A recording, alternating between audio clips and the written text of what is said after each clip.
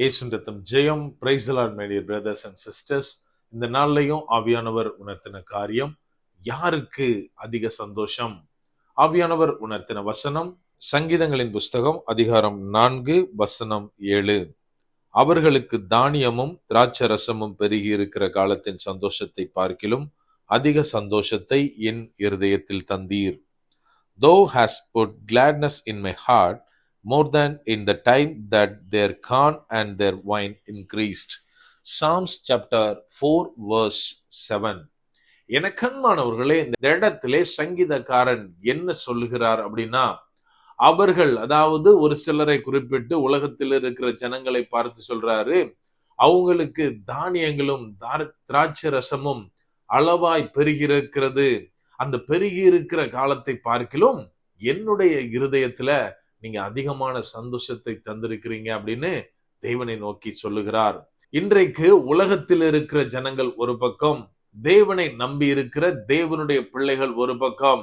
யாருக்கு அதிக சந்தோஷம் என்று நாம் நினைக்கிறோம்? கொஞ்சம் யோசித்து பார்க்கணும்.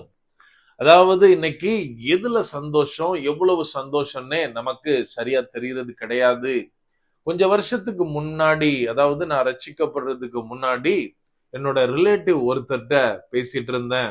என்னோட ஏஜ் குரூப் தான். அவர்கிட்ட பேசிட்டு இருக்கப்போ நான் கேட்டது கேள்வி, நீங்க படம் பார்ப்பீங்களா? எந்த ஹீரோவோட படம் உங்களுக்கு பிடிக்கும் அப்படின்னு. இம்மிடியேட்டா அவர் சொன்னாரு, நான் முன்னாடி பார்த்தேன் பிரதர், பட் என்னன்னா இயேசு கிறிஸ்துவை பத்தி தெரிஞ்சதுக்கு பின்னாடி நான் படம் பார்க்கறது இல்லை அப்படின்னு சொன்னாரு. நான் அப்படியா அப்படின்னு சொல்லி சமாளிச்சுட்டு சிரிச்சுட்டு அப்படியே பேச்சு போயிட்டு, ஆனா நான் உள்ளுக்குள்ள என்ன நினைச்சேன்னா, சரியான பைத்தியக்காரன், எது சந்தோஷம் கூட தெரியல, ஒரு என்டர்டைன்மெண்ட் கூட இல்லாம இவன் எப்படி இந்த உலகத்துல இருக்க முடியும் அப்படின்னு நான் நினைச்சேன். ஆனால் நான் ரட்சிக்கப்பட்ட பின்புதான் தெரியுது, தேவன் பைத்தியக்காரங்களை வச்சுதான் இந்த உலகத்தில் உள்ள ஞானிகளை அவமாக்குவார் அப்படின்னு. இன்னைக்கு உலகத்துல ஒரு பயங்கரமான ஒரு ட்ரெண்ட் போயிட்டு இருக்கு. என்ன அப்படின்னா, வீக் ஃபுல்லா நம்ம ஸ்ட்ரெஸ்ஃபுல்லா வேலை பார்க்கிறோம். எல்லாரும் அவங்கவுங்க ஓட்டத்துல இருக்கோம். வீக்கெண்ட், அதாவது சாட்டர்டே சண்டே ஃபுல் ஃப்ரீடமா, அதாவது ஃபேமிலியாவும் சரி, பசங்க அதாவது யூத்ஸ்லாம் சேர்ந்தும் சரி, அதாவது 2 நாளையும் நம்ம என்ஜாய் பண்ணணும், அது ஃபுல் என்ஜாய்மெண்டா இருக்கணும் அப்படின்னு சொல்லிட்டு அநேகர் இன்னைக்கு குடிச்சு வெறிக்கிறதை, குடித்து கும்மாளம் போடுகிறதை ஒரு ஃப்ரீயா இருக்கிற time, relaxation time, entertainment time அப்படின்னு வேற வேற பேர்னால நினைச்சிட்டு இருக்கோம். நம்ம கொஞ்சம் யோசித்து பார்க்கணும், இது எல்லாம் நமக்கு ரிலாக்ஸேஷனை தருமா, சந்தோஷத்தை தருமா, நம்மை மறுபடியும் ஒரு ரெஃப்ரெஷ்ஷான நிலைமைக்கு கொண்டு போகுமா? இன்னைக்கு நிறைய பேர் ஆமா, வீக்கெண்ட் நாங்க பார்ட்டி பண்றதுனால, வீக்கெண்ட் நாங்க ஃப்ரெண்ட்ஸா என்ஜாய் பண்றதுனால மறுபடியும் எங்களுக்கு ஒரு ரெஃப்ரெஷ்மெண்ட் கிடைச்ச மாதிரி இருக்கு அப்படின்னு நம்மளை நாமளே ஏமாத்திட்டு இருக்கோம். இந்த இடத்துல சங்கீதக்காரன் என்ன சொல்றாரு அப்படின்னா, அவர் சொல்றாரு, அவர்களுக்கு, உலகத்தில் இருக்கிற ஜனங்களுக்கு தானியமும் திராட்சை ரசமும் பெருகி இருக்கிற காலத்தின் சந்தோஷத்தை பார்க்கிலும் தேவனோடு கூட இருக்கிற என்னுடைய இருதயத்தில் அதிக சந்தோஷத்தை தந்தீர் அப்படின்னு சொல்றாரு. நம்ம கொஞ்சம் யோசித்து பார்க்கணும். கஷ்டப்பட்டு வயலில விதைத்தவன் தன் வயலை பார்க்கும் போது அது நிறைஞ்சு வழியிற அளவிற்கு அது விளைச்சலை தந்திருக்கும் என்றால், அந்த விதைத்தவனுடைய சந்தோஷம் எப்படி இருக்கும்? அந்த இடத்துல நம்மளை வச்சு பார்க்கணும்.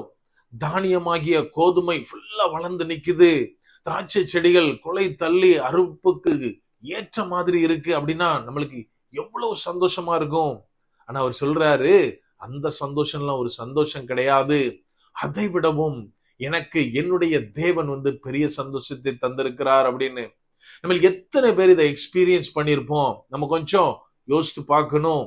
ஒவ்வொரு சண்டையும் நம்ம தேவனுடைய ஆலயத்திற்கு போகும்போது நம்ம ஒவ்வொருத்தருடைய முகத்தை பார்த்தா தெரியும். அதாவது எனக்கு இதுல பயங்கரமான எக்ஸ்பீரியன்ஸ் உண்டு. அநேக நாட்கள் மத்தியானம் என்ன செய்வோம்னு தெரியாம கூட நாங்க இருந்திருக்கோம். ஆனால் காலையில அவருடைய ஆலயத்துக்கு போகும்போது இருக்கிற சந்தோஷத்தை இன்னைக்கும் என்னால மறக்க முடியாது. எனக்கு அன்பானவர்களே, நான் ஏதோ இந்த ஒரு பெருமைக்காக சொல்லல.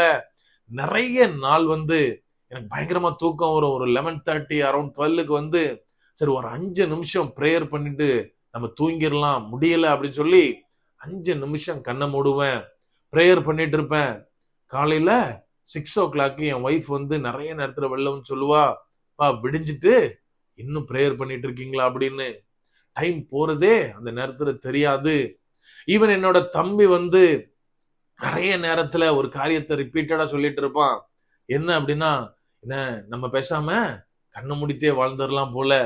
கண்ணை மூடி ஆராதிக்கும் போது இந்த உலகத்துல உள்ள எந்த கவலையும் நம்ம மனசுக்கு தெரிய மாட்டேங்குது. அது சிந்தனையிலே இல்ல. தேவன் மாத்திரம்தான், அவருடைய பிரசன்னம் மாத்திரம்தான். ஏதோ சந்தோஷத்துல நம்ம இருக்கிற மாதிரி ஃபீல் ஆகுது. கண்ணை திறந்தாதான் நம்முடைய தேவைகள், நம்முடைய பாடுகள், நம்ம போராட்டம் எல்லாம் நமக்கு நினைவு வருது அப்படின்னு சொல்லுவான். எனக்கு அன்பானவர்களே, இதை கேட்டுட்டு இருக்கும் போச்சுல நீங்க ஒருவேளை நினைக்கலாம், என்ன பிரதர் இப்படிலாம் இருக்குமா, இதெல்லாம் உண்மைதானா, எப்படி நாம இந்த பக்கத்துல ஒரு பாடுகள் நிறைந்த உலகத்துல இருக்கும்போது தேவனோடு கூட அவரது பிரசன்னத்துல இதை காட்டிலும் இதை மறக்க பண்ணும் அளவுக்கு நமக்கு சந்தோஷம் வருமான்னு நினைக்கலாம். என கண்மானவர்களே, அதுக்கு நாம செய்ய வேண்டிய காரியம் வேதத்துல சொல்லப்பட்டதை போல கர்த்தர் எவ்வளவு நல்லவர் என்பதை ருசித்து பார்க்க வேண்டும்.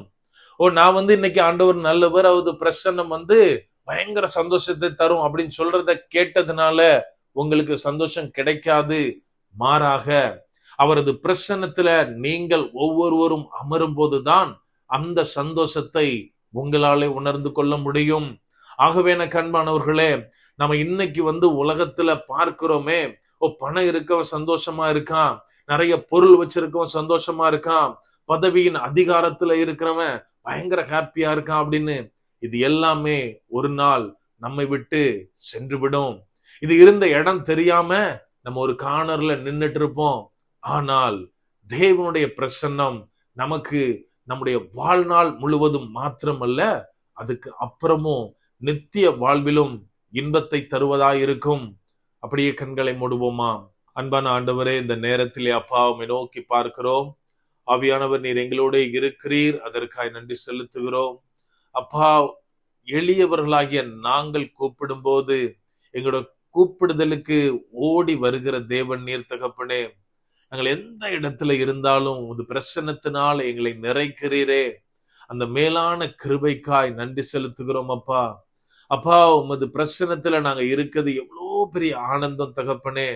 அதை நாங்கள் ஒவ்வொருவரும் பெற்றுக்கொள்ள ஆவியானவரே நீர் எங்களுக்கு கிருபை பாராட்டுங்க அப்பா. ஒவ்வொருவரும் நீர் எவ்வளவு மகத்துவமானவர் என்பதை உணர்ந்து கொள்ள கிருபை தாங்கப்பா. முற்றிலுமா எங்களை தாழ்த்தி ஒப்பு கொடுக்கிறோம்.